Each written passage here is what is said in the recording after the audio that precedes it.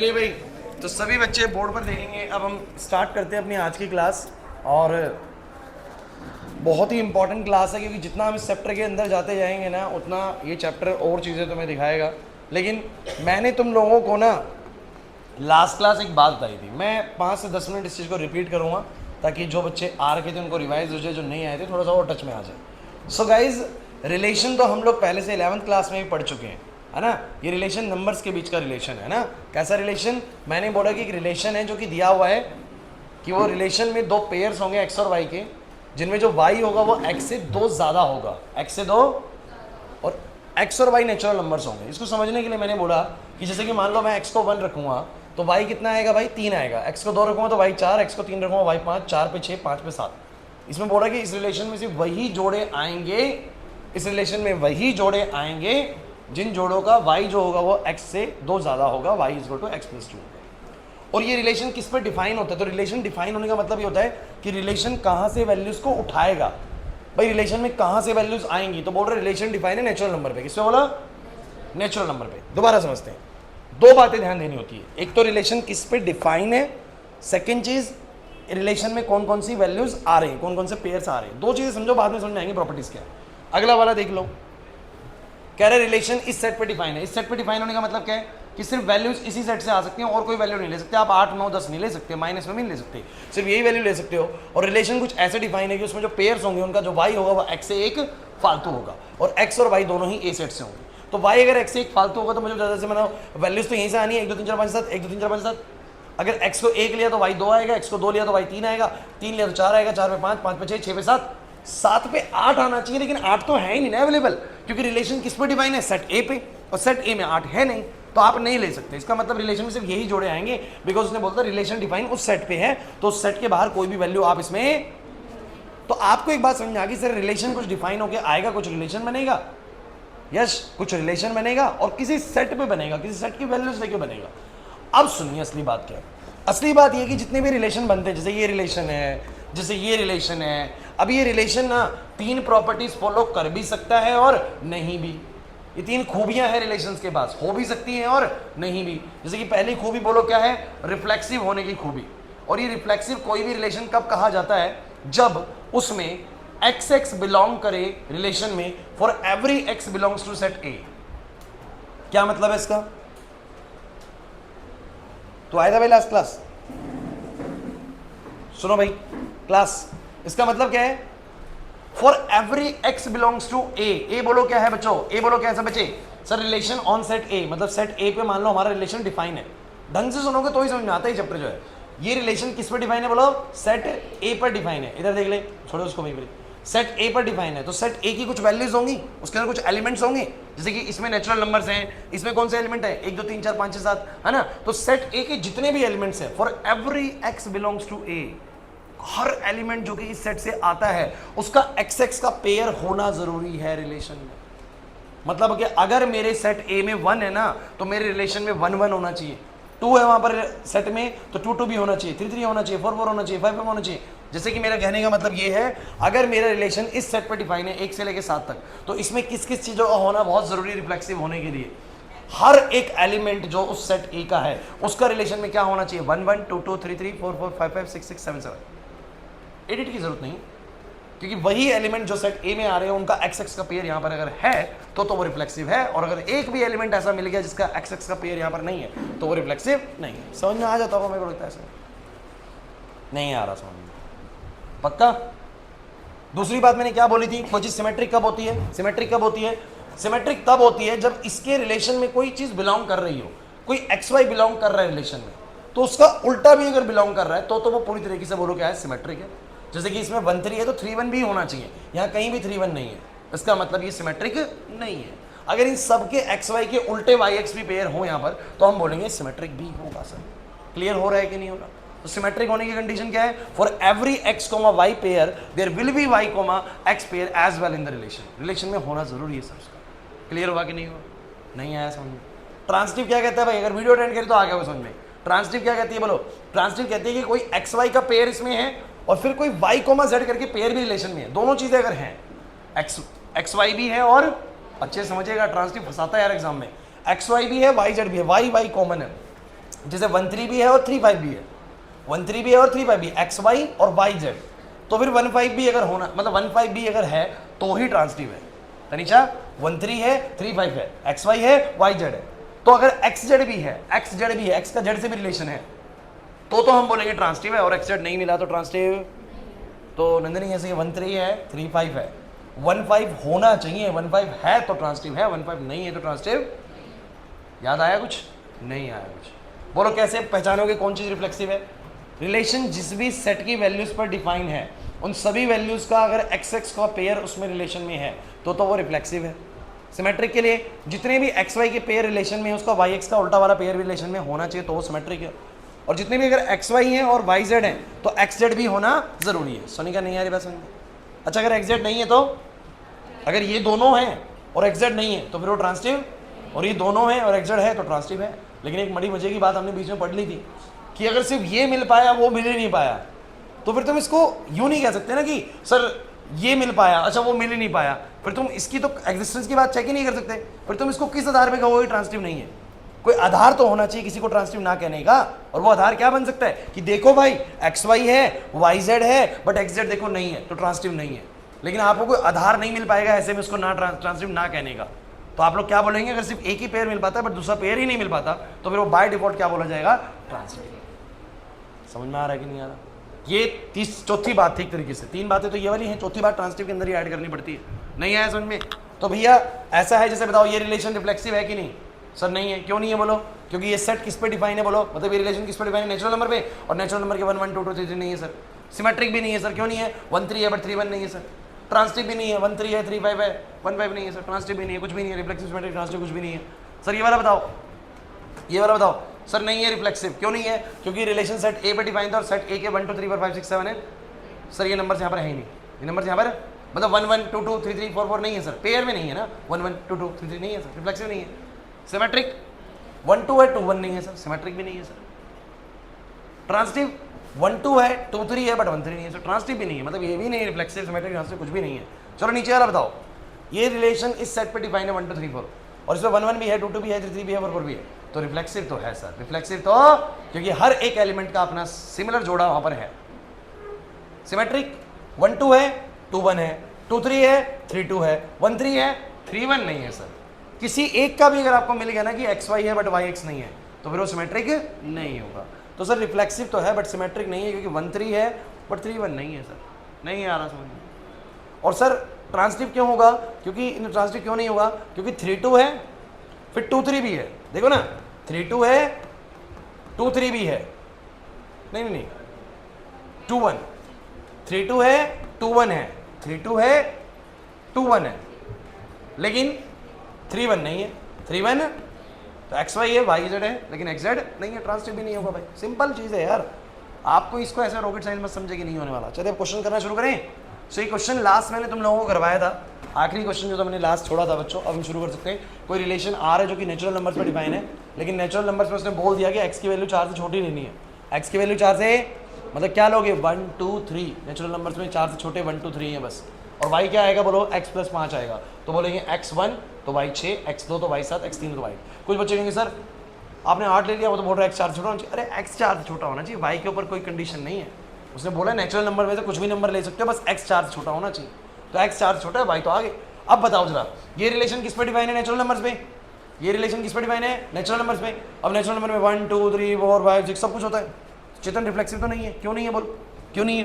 क्योंकि सर इसमें 1 1 नहीं है, तो हम क्या बोलेंगे? Since 1 1 does not belongs to R, so R is not reflexive. R reflexive।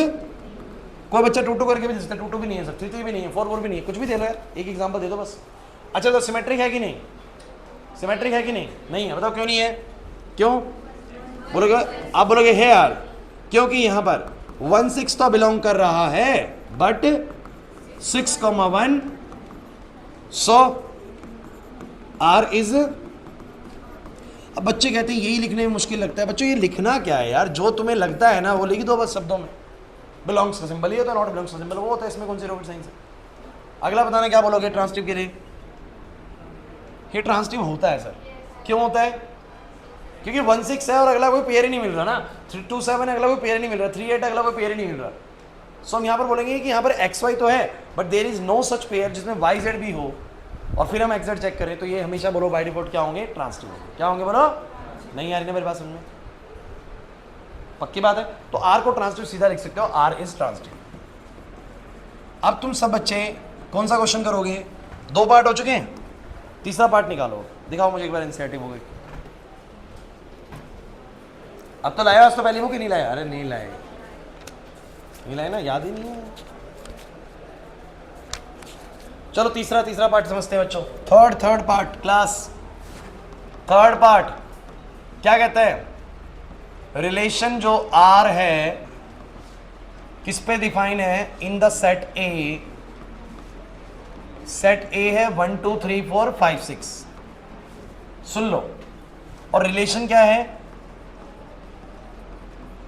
वही जोड़े आएंगे जिसमें y जो होगा वो डिविजिबल होगा x से। y जो होगा वो डिविजिबल होगा x से। तो यार वैसे तो मैं इसका रिलेशन बना सकता हूं, कोई बहुत बड़ी रॉकेट साइंस नहीं है। बोलो रिलेशन कैसे बनाओगे? आप बोलोगे x और y के वही पेयर आएंगे जिसमें y x से डिविजिबल होगा। y x से मतलब x ऐसा होना चाहिए जो y को डिवाइड कर दे। तो मुझे बताओ जरा, अगर मैं x को 1 लेता हूं तो 1 तो 1 को भी डिवाइड कर देगा, 1 तो 2 को भी कर देगा। अरे नहीं आ रहा समझ में। हालांकि हर बार पेयर नहीं बनाने की जरूरत है। बन गया ऐसे? अच्छा 2 के साथ कौन कौन आएगा? 2 होगा तो क्या आएगा? 2 के साथ 4 आएगा बस, और 2 के साथ 6 आएगा बस, है ना? अरे नहीं समझा? 2 के साथ 5 क्यों ले सकता? 2 को मैं 5 क्यों ले सकता? क्योंकि उसने बोला वही पेयर आएंगे जिनका y जो है वो x से बोलो क्या है, डिविजिबल है। अच्छा 3 के साथ तो क्या आएगा? 3 के साथ 3 तो आएगा ही, 3 के साथ 6 आएगा, 4 के साथ 4 आएगा बस, और 4 के साथ कुछ नहीं आएगा, 5 के साथ बस 5 आएगा, और 6 के साथ। हालांकि तुमने बना लिया है बट मैं कह रहा हूँ कि बिना रिलेशन बनाए भी आइडियाज लग जाते हैं। कैसे मैं सिखाऊंगा अभी थोड़ी देर में।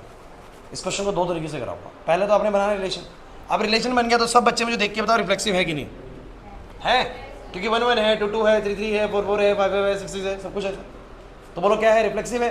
तो कैसे दिखाओगे? आप बोलोगे hair x, x belongs to R for every x belongs to set A, so R is। अब कुछ बच्चे कहेंगे सर ये कैसे लिख दिया? देखो भाई, किसी को अगर गलत प्रूव करना है तो just take 1 example to prove them wrong ना। एक एग्जाम्पल चाहिए बस उसको गलत दिखाने के लिए, इसलिए नहीं है भाई।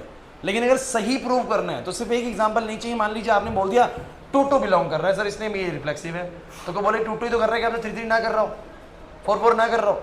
तो किसी को सही प्रूव कर रहे हैं तो जनरलाइज तरीके से प्रूव करना पड़ेगा। क्या बोलना पड़ेगा? बोलो जनरलाइज किए सबके लिए सही है। तो क्या बोलोगे? इधर एक्स एक्स बिलोंग कर रही है रिलेशनशिप और every x belongs to A. हर एलिमेंट जो इस सेट ए का है उसका एक्स एक्स बिलोंग कर रहा है सर इस बार। तो ये क्या होगा? बोलो रिफ्लेक्सिव। सही प्रूव करना है तो ऐसे लिखना है, और अगर गलत प्रूव करना है तो एग्जाम्पल चाहिए। बच्चों बाद में लिखने ला, लिखो मत, लिखने पे जोर मत दो बिल्कुल भी। समझो पहले। सेकंड मुझे बताओ सिमेट्रिक है कि नहीं? 1 2 है, 2 1 है क्या? 1 2 है, 2 1 है क्या?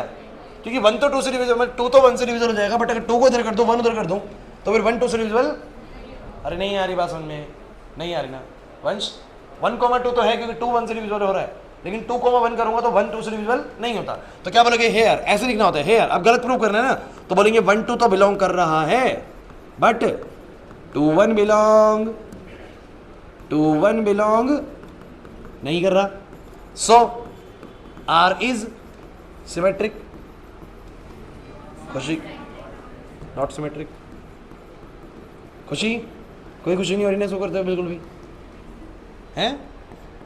खैर ये धनी क्या कर रहे हैं सर, कुछ भी कराते रहते हैं। सेकंड थर्ड बताना ट्रांसटिव का। ट्रांसटिव को बताना है या नहीं है? कोई भी ढूंढ लो। 1 2 2 4 ये कुछ है? 1 2 2 4 तो 1 4 भी है, 1 4 भी है। अच्छा अब एक दिक्कत आई ना, ढूंढने में दिक्कत आ रही है, इसीलिए जनरलाइज तरीके से कहूँगा। ढूंढने में दिक्कत आ रहा है ना कि कहीं पता नहीं कोई मिस ना हो जाए, कहीं कोई ऐसा छूट ना जाए जो था या नहीं था और हमने मान लिया है। तो आपको इसके लिए करना क्या पड़ेगा? इसके लिए आपको जनरल तरीके समझ में आना चाहिए। जनरल तरीका ये कहता है कि आप लोग ऐसे करेंगे कि यार आपको भले ये सेट नहीं पता है, आप थोड़ा दिमाग लगाइए कि मान लेते हैं, अब ये ढंग से सुनिएगा, मान लेते हैं कि x, y बिलोंग कर रहा है। दैट इज, इसका क्या मतलब होगा? बोलो इसका क्या मतलब होगा? y is divisible by x सब बच्चे बताना भाई, अगर मेरा x कोमा y बिलोंग कर रहे से क्या मतलब है कि y जो होगा वो x से क्या होगा, डिविजिबल होगा।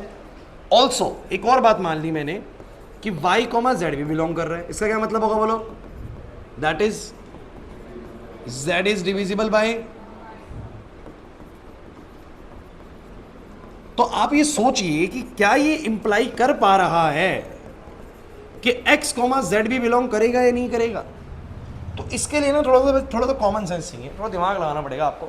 आप कोई भी एग्जांपल लेके देख सकते हो। वैसे आप बोलेंगे 1,2 बिलोंग कर रहा है, इससे क्यों कर रहा है बोलो, क्यों कर रहा है बोलो, क्योंकि 2 1 से डिविजिबल होता है।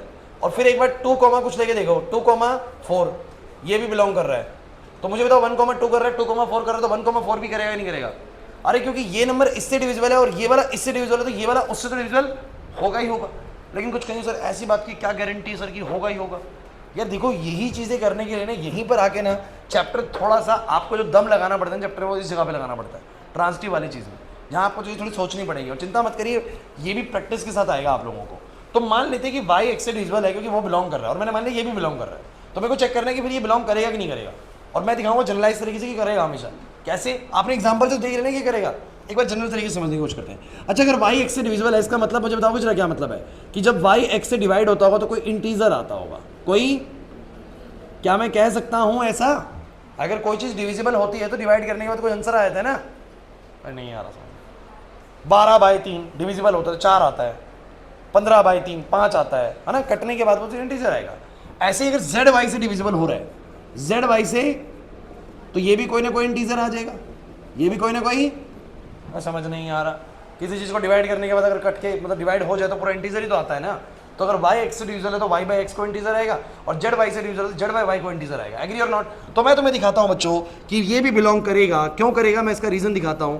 क्योंकि जो z बाई x होगा वो भी एक इंटीजर ही होगा। कैसे, मैं दिखा देता हूं आप लोगों को। आप बताओ ये z बाई x है ना, z बाई x भी अगर मैं दिखा दूं कि इंटीजर ही आ रहा है फिर तो डिविजिबल शो हो जाएगा। तो मैंने कैसे दिखाया, मैंने इसके अंदर क्या करा बच्चों, ऊपर नीचे ना y से डिवाइड कर दिया, ऊपर नीचे y से, तो ये बन गया z बाई y। ये क्या बन गया बोलो, किसी भी तरीके से ना ऊपर वाली चीजों को नीचे इंट्रोड्यूस करने की कोशिश करो, प्रैक्टिस के साथ आएगा, चिंता मत करिए। मैंने ऊपर नीचे y से डिवाइड कर दिया। जरा तुम मुझे बताओगे मैं z बाई y को क्या लिख सकता हूँ, z बाई y को क्या लिख सकता हूँ n, और x बाई y को क्या लिख सकता हूँ, x बाई y को 1/m। बहुत अच्छे बच्चों, ये m ऊपर जाएगा, बोलो क्या बन जाएगा, m इंटू n। और क्या तुम मान सकते हो कि m इंटू n, क्योंकि ये इंटीजर है वो इंटीजर है, तो दोनों का प्रोडक्ट भी बोलो क्या आएगा। इसका मतलब सर z और x को डिवाइड करने के बाद भी बोलो क्या आता है, इंटीजर ही आता है। अब आप लोगों को ये चीज़ थोड़ी सी कॉम्प्लेक्स लग गई होगी कि ये तो मुश्किल हो गया कुछ। चिंता मत करिए, मैंने बोला ना जितने क्वेश्चंस बनाएंगे उतनी प्रैक्टिस बढ़ेगी इस क्वेश्चन की।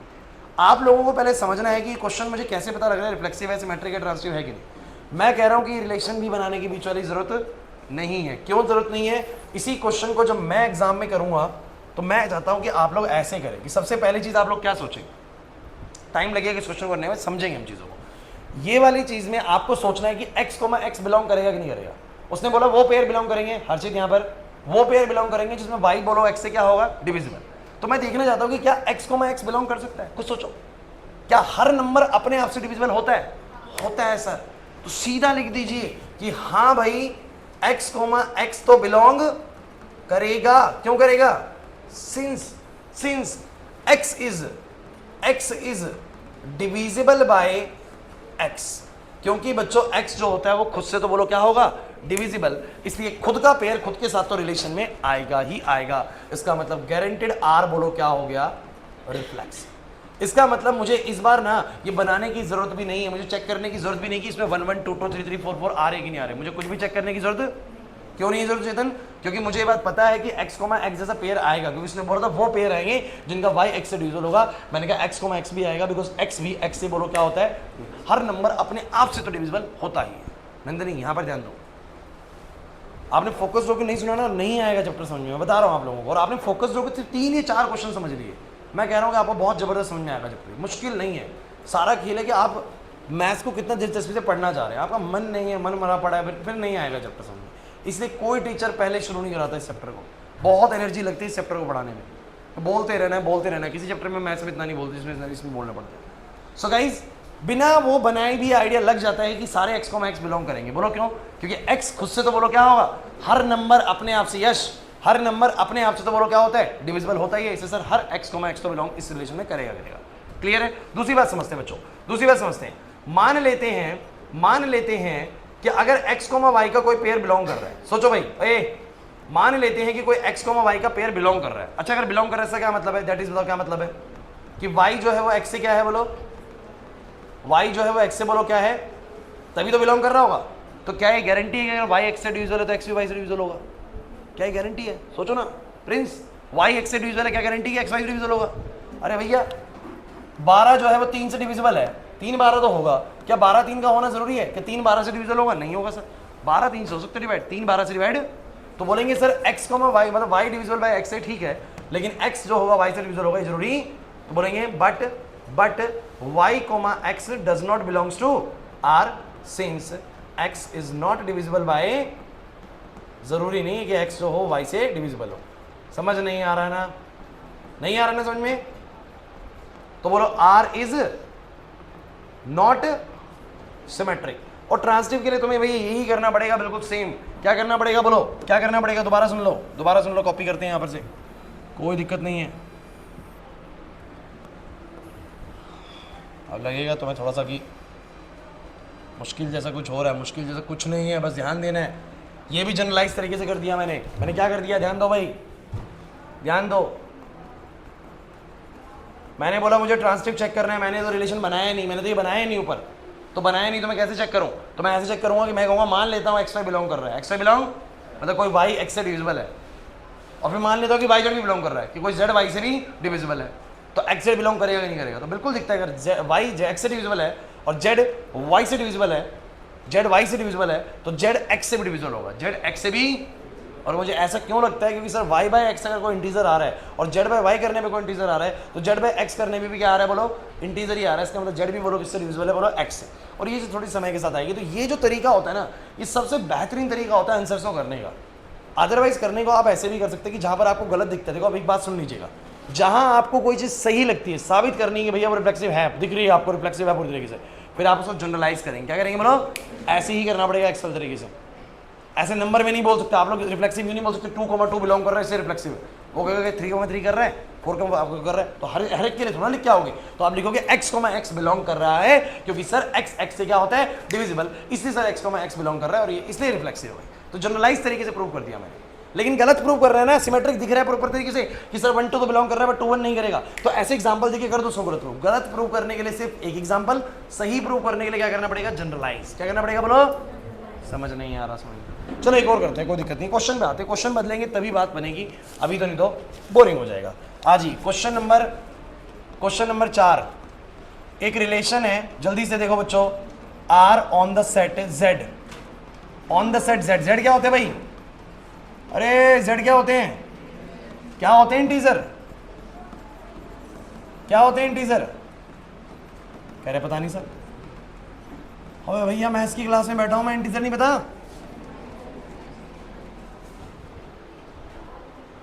अरे बोलो भाई, तुमसे पूछ रहा हूं, इंटीजर्स कौन होते हैं, नेचुरल नंबर क्या होते हैं,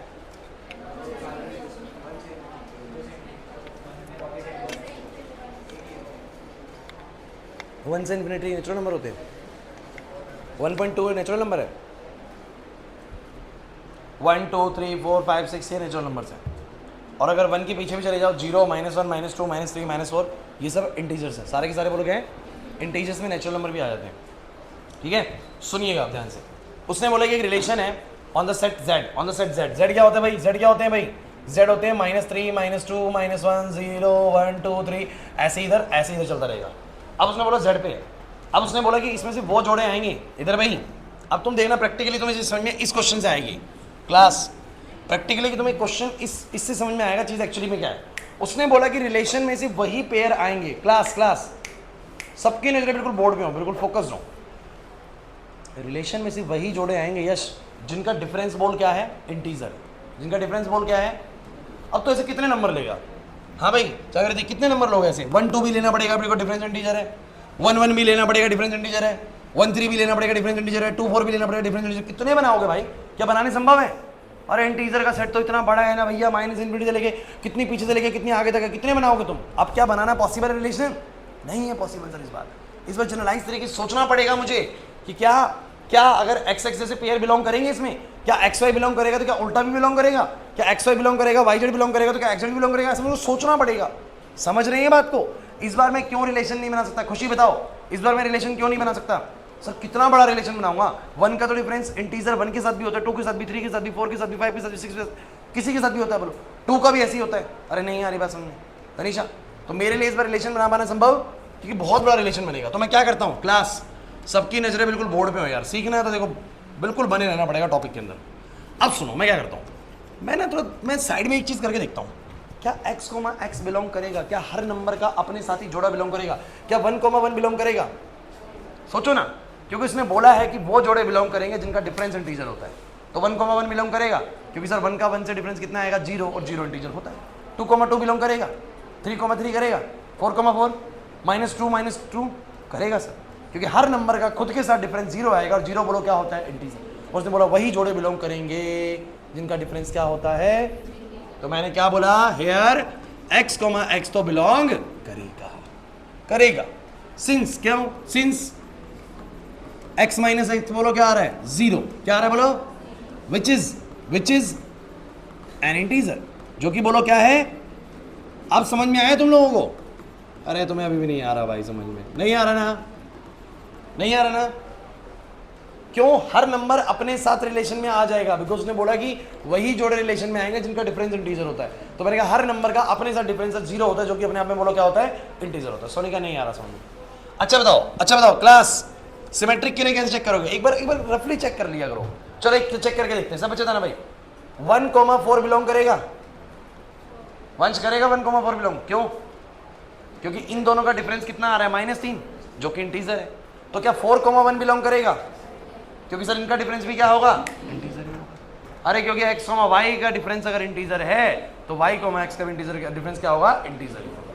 तो क्या बोलोगे भाई, here x, y belongs to R since, या दैट इज, अगर मान लो कोई एक्स वाई का पेयर बिलोंग कर रहा है, इसका मतलब x माइनस वाई बोलो क्या है, इंटीजर है बच्चों। तो आप बोलेंगे y, x भी बोलो क्या होगा, since y minus x is also an, इधर ज्यादा लिखने की जरूरत नहीं है, ये भी इंटीजर ही होगा सर। क्लियर होता कि नहीं होता? अच्छा बताओ सब बच्चे, तीसरा वाला बताओ ट्रांसटिव होगा कि नहीं होगा? अरे बताओ ट्रांसटिव होगा कि नहीं होगा, दिमाग लगाओ। तो आप बोलोगे 1, 4 बिलोंग कर रहा है क्योंकि इनका डिफरेंस इंटीजर है, 4, 7 बिलोंग कर रहा है क्योंकि इनका डिफरेंस भी इंटीजर है। तो 1, 7 बिलोंग करेगा कि नहीं करेगा? करेगा सर, किन्हीं भी इंटीजर का डिफरेंस इंटीजर ही होता है सर। तो क्या बोलेंगे, x, y बिलोंग्स, मान लेते हैं यार x, y बिलोंग कर रहा है तो इसका मतलब बोलो क्या, x और y का डिफरेंस बोलो क्या है, अरे x और y का डिफरेंस बोलो क्या है, और y, z भी लिख देते हैं, ऑल्सो y, z भी बिलोंग कर रहा है, इसका मतलब बोलो क्या है, इसका मतलब बोलो क्या है, y minus Z is an integer. तो मैं क्या बोलूंगा बच्चों, क्या बोलूंगा, x, z also belongs to, it implies x, z also belongs to R since, क्योंकि आप लोग देखो यहां पर चाहो तो प्रूव करके दिखा सकते हो। अच्छा कैसे प्रूव करोगे सब बताओ, अगर y, x minus y integer है और y माइनस जेड भी इंटीजर है, तो कैसे प्रूव करोगे कि x माइनस जेड इंटीजर है? फिर मैंने आपको तरीका सिखाया था, इंट्रोड्यूस करो किसी तरीके से ऊपर वाली चीजों को नीचे, y को इंट्रोड्यूस करो। मैंने कहा एक बार y को माइनस कर दो और एक बार y को प्लस कर दो। कह रहे पता नहीं क्या कर रहे हैं सर, अरे मेरे को साबित करना है कि अगर ये दोनों का डिफरेंस इंटीजर है और इन दोनों का डिफरेंस इंटीजर है, मतलब एक्स वाई बिलोंग कर रहा है, वाई जेड बिलोंग कर रहा है। अच्छा बताओ, रिलेशन में अगर एक्स वाई बिलोंग कर रहा है और वाई जेड बिलोंग कर रहा है, कब कर रहा होगा बिलोंग, कंडीशन बताओ कब कर रहा होगा बिलोंग, जब उनका डिफरेंस बोलो क्या होगा, इंटीजर। ये तभी तो रिलेशन में मौजूद होंगे जब इनका डिफरेंस बोलो क्या होगा। तो मैंने बोला मान लो ये बिलोंग कर रहा है, मान लो ये बिलोंग कर रहा है, क्यों? क्योंकि इनके डिफरेंस इंटीजर रहे होंगे, तो पक्का ये भी बिलोंग करेगा। क्यों करेगा, मैं वही दिखा रहा हूं, क्योंकि जो x माइनस जेड आएगा वो क्या आएगा, मैं इसको लिख सकता हूं x minus y plus y minus z, मैंने माइनस प्लस कर दिया, उसी बार डिवाइड करा दोनों में। अब बताना जरा ये चीज क्या है, सब बच्चे बताना ये चीज क्या है, अरे ये चीज क्या है, एक इंटीजर। और मुझे बताओ ये चीज क्या है, एक इंटीजर। और इंटीजर को जोड़ूंगा तो क्या आएगा, इसका मतलब x माइनस जेड भी बोलो क्या है, समझ नहीं आ रहा सर। अरे दो इंटीजर का सम भी तो बोलो क्या आएगा, क्या पता नहीं क्या इंटीजर कर रहे सर, नहीं आया ना समझ में।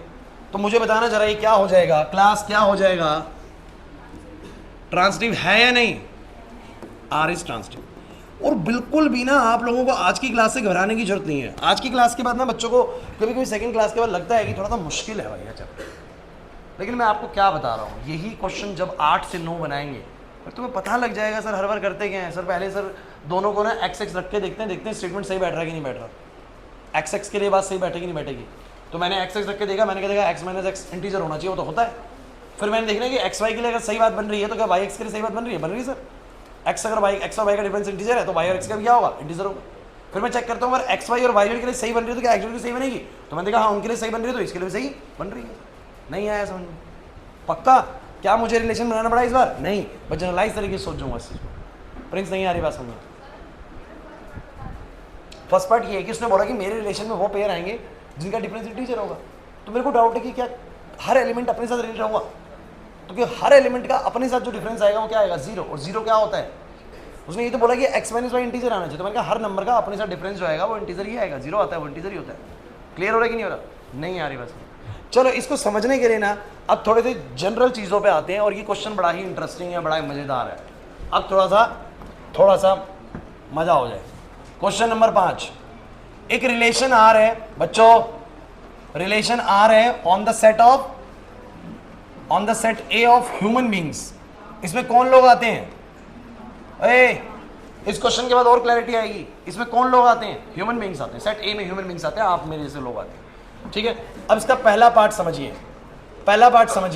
कह रहे हैं इस रिलेशन में वही दो लोग, अब ये नंबर नहीं रहे भैया, ये लोग हो चुके हैं, समझो।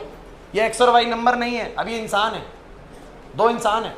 इनका रिलेशन कब होगा? सुन लीजिए, कब होगा? जब एक्स और y work at the same place.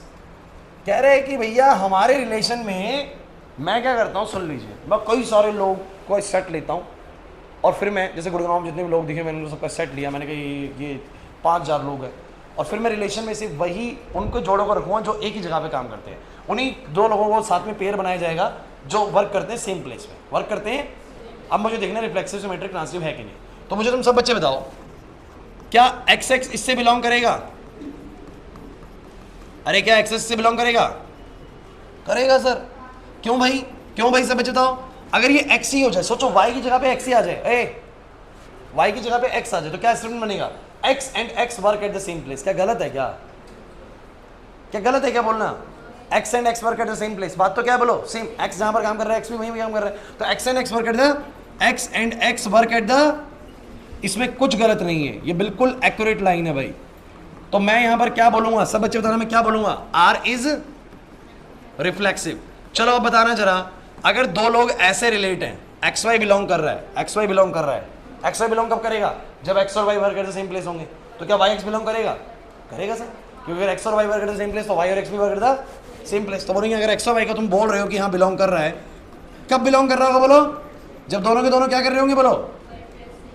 Work at the same place. तो मैं कह सकता हूं, अब धीरे धीरे समझ में आने लगेगा तुम लोगों को, तो मैं कह सकता हूं कि y, x भी बिलोंग करेगा। मैं बोलूंगा इट इंप्लाइज कि y, x भी बिलोंग करेगा। सिंस अगर x और y की जगह पे काम कर रहे हो तो मैं कह सकता हूं y और x भी सेम ही जगह पे काम कर रहे हैं। अरे उल्टा कह दिया यार, क्या दिक्कत है? विकास और गौरव एक जगह पे काम कर रहे हैं, गौरव और विकास एक जगह पे काम कर रहे हैं, बात तो दोनों सेम है। अरे नहीं है बस में, नहीं आ रही बस, पक्का डाउट हो गया? चलो एक बार ट्रांसटिव को सोचो, x, y बिलोंग कर रहा है, y, z बिलोंग कर रहा है। बताओ x, z करेगा या नहीं करेगा? दिमाग लगाओ। x, y बिलोंग कर रहा है, कब करेगा x, y बिलोंग? बताओ। जब x और y सेम जगह पे काम कर रहे होंगे। y और z कब बिलोंग करेगा? जब y और z सेम जगह पे होंगे। तो x और z सेम जगह पे होंगे नहीं होंगे? अरे x और y एक ही जगह पे काम कर रहे हैं, y और z एक जगह पे काम कर रहे हैं, तो x और z भी तो एक जगह पे काम कर रहे हैं। क्या कर रहे हैं सर ये? तो क्या बोलोगे? बोलो ये अगर बिलोंग कर रहा है, इसका मतलब अगर x और y एक ही जगह पे काम कर रहे हैं, x और y अगर एक ही जगह पे काम कर रहे हैं, और अगर ये भी बोला गया कि y और z भी सेम जगह पे काम कर रहे हैं, तो फिर कोई सोचने वाली बात ही नहीं है कि x और z भी, फिर तो हम कह सकते हैं ना, नहीं आ रही बात समझ में? तो हम कहेंगे it implies, definitely it implies कि x, z भी बिलोंग करेगा, क्योंकि x और z भी work at the R is. तुम्हें समझ नहीं आ रहा क्या बनाना पड़ा रिलेशन? दिमाग में सोचना है कि अगर मैं दोनों को एक जैसा कर दूं एक्स वाई की जगह एक्स एक्स कर दूं तो क्या स्टेटमेंट सही चल रही है? बिल्कुल सही चल रही है। X and x work at the same place, बिल्कुल सही है। एक्स और एक्स एक ही जगह पे काम कर रहे हैं। फिर देखना है कि अगर ये बिलोंग कर रहा है तो क्या उल्टा सही बन रहा है? एक्स और वाई बिलोंग कर रहा है, मतलब एक्स और y work at the same place, तो क्या वाई और एक्स में? बिल्कुल सर। फिर देखना है एक्स और वाई और जेड को मान लो बिलोंग कर रहा है, मतलब एक्स वाई बिलोंग कर रहा है तो एक्स और y work at the same place, y और जेड बिलोंग कर रहा है तो वाई और z work at the same place, तो क्या एक्स और जेड करेगा? यस सर एक्स और जेड करेगा। वंश नहीं आ रही बात समझ में? यस मुश्किल हो गया बहुत। अब जो सेकंड से क्वेश्चन है ना इसके, अब मैं सिर्फ आपसे वर्बली डिस्कस करूंगा, आप लोग मुझे बताएंगे कि सही है कि नहीं। चलो second question, x and y live in the same locality. X and y live in the, अगला रिलेशन उन लोगों के बीच में है, वही लोग इस रिलेशन में आएंगे, वही लोग इस रिलेशन में आएंगे जो कि, बोलो बोलो, जो कि सेम लोकेलिटी में रहते हैं। अभी ट्यूशन के बच्चों को मैं बना सकता हूँ ये रिलेशन, जो कि सेम रामा विहार में रहते हैं, सेम लोकेलिटी में, कुछ आते हैं जयनगर से, कुछ आते हैं कंझावला से, तो उनका रिलेशन बन सकता है। ये सब जो दोनों जयनगर वाले हैं, दोनों रामा विहार वाले, दोनों कराला वाले हैं, है ना, बन सकता है ऐसे। तो आपको सिर्फ इसमें वही लोगों को रिलेशन में डालना है, वही लोगों को रिलेशन में डालना है जिनका सेम लोकेलिटी। चलो सब बताओ, एक्स को मैं एक्स बिलोंग करेगा कि नहीं करेगा? क्यों भाई? क्योंकि x and x live in the same locality. वंश और वंश एक ही जगह पे रहते हैं, बात तो एक ही वंश ही है। तो रिफ्लेक्सिव है कि नहीं? रिफ्लेक्सिव है कि नहीं? बिल्कुल सर। सर सोचो सिमेट्रिक है कि नहीं? अगर एक्स वाई बिलोंग कर रहा है, एक्स वाई बिलोंग कब कर रहा होगा बिलोंग? जब एक्स और वाई सेम लोकेलिटी में, तो वाई और एक्स भी सेम लोकेलिटी मानी जाएंगे ना। तो एक्स वाई बिलोंग कर रहे हैं तो वाई एक्स भी बिलोंग, क्योंकि वो बन जाएगा y and x live in the same locality. Sir बात तो सेम ही है सर। अब सोचो एक्स वाई बिलोंग कर रहा है, वाई जेड बिलोंग कर रहा है। बिलोंग करने का मतलब एक्स और y live in the same locality, y z belong करने का मतलब y and z live in the same locality. तो एक्स जेड बिलोंग करेगा कि नहीं करेगा? Yes sir. अगर एक्स और वाई सेम लोकेलिटी में, वाई और जेड सेम लोकेलिटी में है, तो एक्स और जेड भी सेम लोकेलिटी में। सर करेगा, ट्रांजिटिव रिलेशन भी बोलोगे। हो गया ना, समझ में आ गया? नहीं यार ये बात। चलिए मजेदार होने वाला है तीसरा केस। तीसरा केस बढ़िया होने वाला है। तीसरा केस है कि रिलेशन में वही दो लोग आएंगे जिसमें एक्स जो है ना वो एग्जैक्टली 7 सेंटीमीटर टॉलर देन है वाई। बच्चों x is 7 centimetre taller than y. अच्छा ऊपर वाला मुझे बताना क्या क्या था? हेलो, हाँ जी, कहाँ पर है सर आप अभी?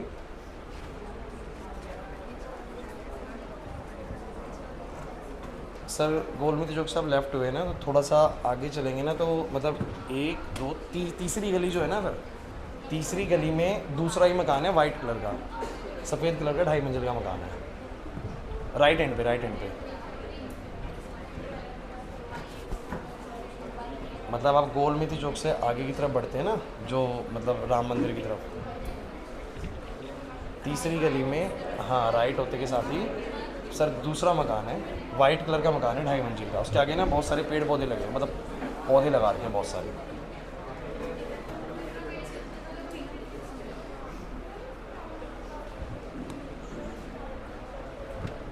नहीं दिखा सर? हाँ लेफ्ट हैंड पे है, वाइट कलर का, उसके आगे पौधे लगे हैं बहुत सारे। हाँ अजीत सिंह, अजीत सिंह। इस पर आप, हाँ इस पर आप बेल कर दो और ऊपर से कोई ना कोई आ जाएगा ले लेगा सर।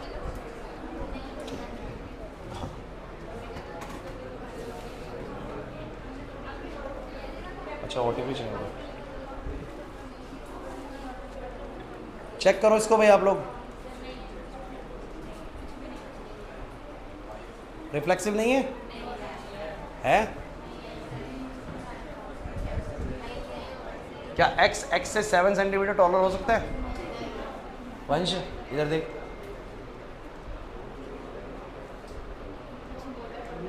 जीरो 082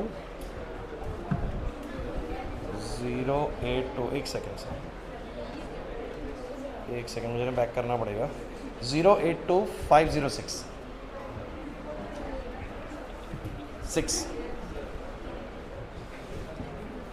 सो क्लास सभी बच्चे बोर्ड पर मुझे बताओ, क्या इसमें बोला कि सिर्फ वही दो लोग रिलेशन में आएंगे जिसमें जो पहले वाला एक्स है ना वो वाई से 7 सेंटीमीटर टॉलर हो? 7 सेंटीमीटर। अब बताओ क्या एक्स को मैं एक्स आ पाएगा? क्या एक्स से 7 सेंटीमीटर टॉलर हो सकता है? क्या मैं खुद से 7 सेंटीमीटर बड़ा हो सकता हूँ? बराबर ही तो होगा ना अपने। तो रिफ्लेक्सिव तो अब समझ में आया कि नहीं आया? अरे नहीं आया समझ में। ऊपर वाला बताने क्या क्या था? ऊपर वाला रिफ्लेक्सिव था सर, सिमेट्रिक भी, ट्रांजिटिव भी। चलो इसका बताओ रिफ्लेक्सिव होगा? क्यों नहीं है रिफ्लेक्सिव बोलो?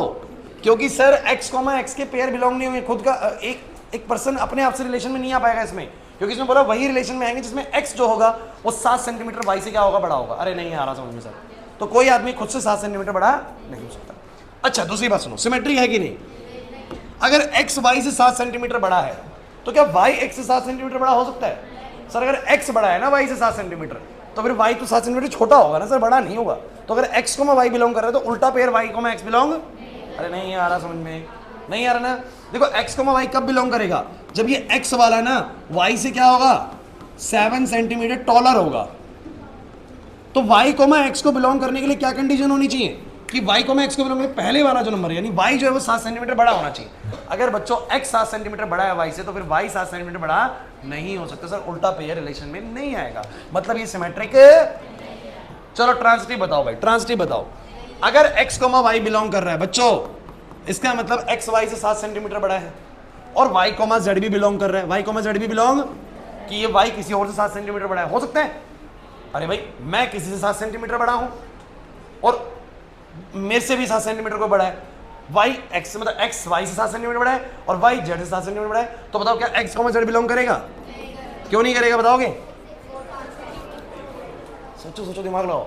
x y से 7 सेंटीमीटर बड़ा है तब बिलोंग कर रहा है, और y z से 7 सेंटीमीटर बड़ा है, तो यार x तो z से 14 सेंटीमीटर बड़ा हो गया ना, समझे नहीं? अरे भैया x y से कितने सेंटीमीटर बड़ा है? 7 सेंटीमीटर। y z से कितना बड़ा है? 7 सेंटीमीटर। तो x तो z से कितने सेंटीमीटर बड़ा होगा? 14 सेंटीमीटर। लेकिन वो क्या कह रहे हैं, तभी बिलोंग करेगा जब कोई चीज पहले वाला जो x है वो y से 7 सेंटीमीटर बड़ा हो। तो x z बिलोंग, क्यों? क्योंकि लिखोगे सिंस x इज 14 सेंटीमीटर, अभी छुट्टी नहीं हुई है बैठे रहो, टॉलर देन z, 14 सेंटीमीटर बड़ा हो जाएगा अगर पहले वाली दो बातें सही है। आप कहोगे सर ये ऐसी, ये वर्बली ही डिस्कस करके सॉल्व करने के क्वेश्चन, तो ये ट्रांसिटिव है या नहीं मुझे तुम सब बच्चे ये बताओ भाई, क्यों नहीं है ट्रांसलेशन में आ रहा है? क्योंकि एक्स वाई बिलोंग कर जाएगा, वाई जेड बिलोंग कर जाएगा, बट एक्स जेड बिलोंग, क्योंकि एक्स जेड बिलोंग करने के लिए एक्स को वाई जेड से 7 सेंटीमीटर बड़ा होता है, बट 14 सेंटीमीटर बड़ा हो जाएगा। नहीं है बस में। अगला बताओ क्या है, रिलेशन में सिर्फ वही जोड़े आएंगे, x is a wife of y. अब सिर्फ सुनो, वही दो लोग आएंगे जिसमें एक्स वाई की वाइफ हो। अब क्या एक्स एक्स की वाइफ हो सकता है? क्या कोई खुद की वाइफ बन सकता है? शादी नहीं हुई खुद की वाइफ बन गए, ऐसा हो सकता है? क्या एक्स एक्स की वाइफ हो सकता है? नहीं, कोई खुद की वाइफ नहीं हो सकता, इसका मतलब रिफ्लेक्सिव। अब लेकिन सुनो भाई, सिमेट्रिक सोचना है। अगर एक्स वाई की वाइफ है तो क्या वाई एक्स की वाइफ हो सकती है? अरे अगर एक्स, अर्चित, अगर एक्स को वाई बिलोंग कर रहा है, सोच एक्स को वाई बिलोंग कर रहा है, मतलब एक्स वाई की वाइफ है, तो क्या वाई को एक्स बिलोंग करेगा? नंदनी, क्या वाई को एक्स बिलोंग करेगा? अरे सर नहीं, अगर एक्स वाई की वाइफ है तो वाई तो हस्बैंड है ना, और फिर हस्बैंड थोड़ा वाई बन जाएगा। एक्स वाई की वाइफ है तो वाई एक्स की वाइफ, वाई हस्बैंड होगा, तो सिमेट्रिक भी नहीं होगा सर। और सुनो भाई, ओहो ये आता है मजेदार केस, एक्स वाई की वाइफ है, एक्स वाई की ये बिलोंग कर रहा है, चलो क्या वाई जेड की वाइफ है? ये वाला केस भी मान सकते हैं, और फिर एक्स जेड की वाइफ हो, ऐसे में क्या कर रहे हैं? अरे बच्चों ट्रांसिटिव है कि नहीं पहले बताओ, है या नहीं? कितनों को लगता है ट्रांसिटिव है? जल्दी बोलो, ट्रांसिटिव है सर। कितनों को लगता है नहीं है सर? नहीं है, ट्रांसिटिव नहीं होना चाहिए सर। सोचो, दिमाग लगाओ, एक्स वाई बिलोंग कर रहा है, सोचो एक्स वाई बिलोंग कर रहा है, तनीषा एक्स वाई की वाइफ है। बच्चों अगली कंडीशन ही होल्ड नहीं हो पा रही है, वाई किसी की वाइफ फिर कैसे हो सकता है? अगर एक्स वाई की वाइफ है तो